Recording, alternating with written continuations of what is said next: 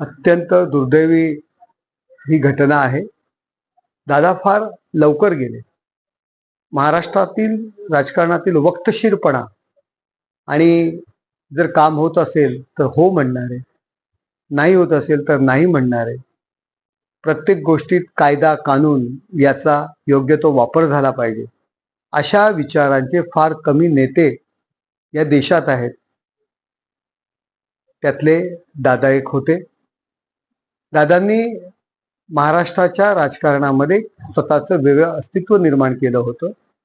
स्वतःचा एक वेगळा ठसा उमटवला होता आणि महाराष्ट्राच्या बजेटला आकार देणारा आणि डोळ्यात तेल घालून त्याच्यावर लक्ष ठेवणारा असा नेता महाराष्ट्राने गमावलेला आहे.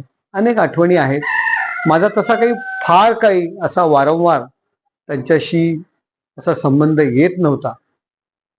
ज्यावेळी ते आमच्या बरोबर सत्तेत आले त्यापूर्वी ते लोकशाही आघाडीचे घटक होते. ते अनेक वेळा त्यांच्यावरती, त्यांच्या भूमिकेवरती मी टीका केली.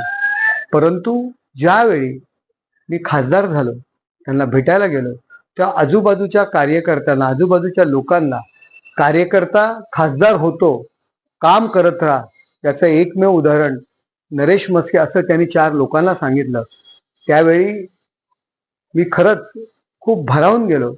असे दादा, माझ्यासारख्या कार्यकर्त्याला पण रिस्पेक्ट देणारे असे दादा फार लवकर ह्या महाराष्ट्रातून निघून गेले. महाराष्ट्राला त्यांची फार गरज होती. खूप मोठी पोकळी त्यामुळे निर्माण झालेली आणि भरून न निघणारी ही पोकळी आहे. अशा तुम्ही देखील भावूक झालेला आहात, डोळ्यात अश्रू देखील आलेला आहात ज्यावेळी तुम्हाला ही बातमी कळली. आधी ह्याच्यावर विश्वासच होत नव्हता. असं कसं होऊ शकतं? नियम पाळणारे, वक्तशीर असणारे दादा एक प्लेन क्रॅश मध्ये जातात. फार वाईट वाटलं. परंतु नियतीपुढे कोणाचं काही चालत नाही. अशा आपल्या महाराष्ट्राच्या खऱ्या अर्थाने राजकारणात दादा असणाऱ्या अजित पवार यांना माझ्या कुटुंबियांतर्फे आणि आमच्या पक्षातर्फे मी श्रद्धांजली अर्पण करतो.